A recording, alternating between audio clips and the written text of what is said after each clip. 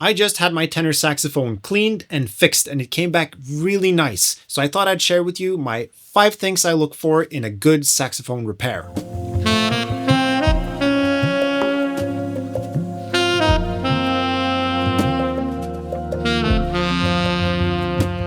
First, and probably the most obvious, when you get the horn back, all the pads should be sealing. I like to first check my horn by holding down a low B flat and then pressing the F key kind of hard. The horn should sing, and if it doesn't, that's a sign that there's a leak going on somewhere. The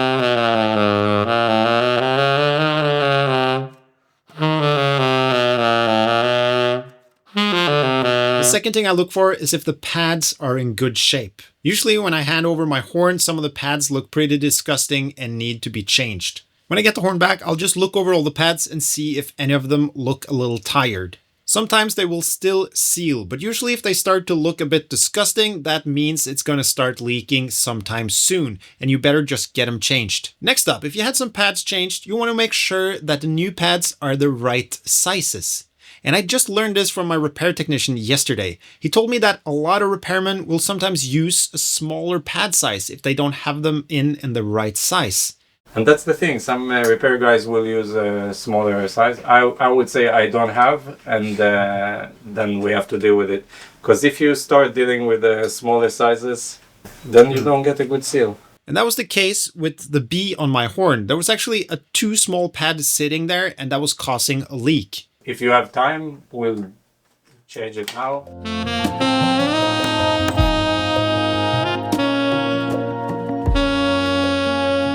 Now, number 4 is a really important one, often overlooked by a lot of repair guys. It's getting rid of the play in the keys, getting rid of all the clicky noises and the key noises. My horn was pretty out of shape and it was making a lot of noise. So my repairman spent a lot of time trying to get as many as possible of these clicking sounds out of the way.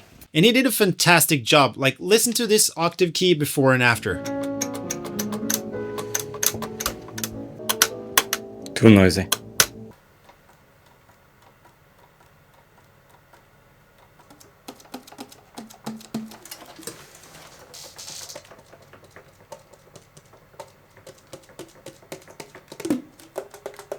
I still have a bit of clicking on my C, but that's because this screw on top hasn't been fastened properly. And we talked about this when I was getting the horn back. I said I might want to open this up a bit later, but I can work that out on my own. Now I'll just put some nail polish to secure it in place. And as you hear, that will stop the clicking noise. So yeah, as soon as I decide how much I want to open up this key and I put some nail polish on this screw, that's going to fix that issue. And that brings me to number 5, which is key height. The C I can easily adjust on my own, but the C sharp I need some help doing. So we spent a little time on the low C sharp key, just opening it up a little bit more to get that C sharp to ring out nice and full.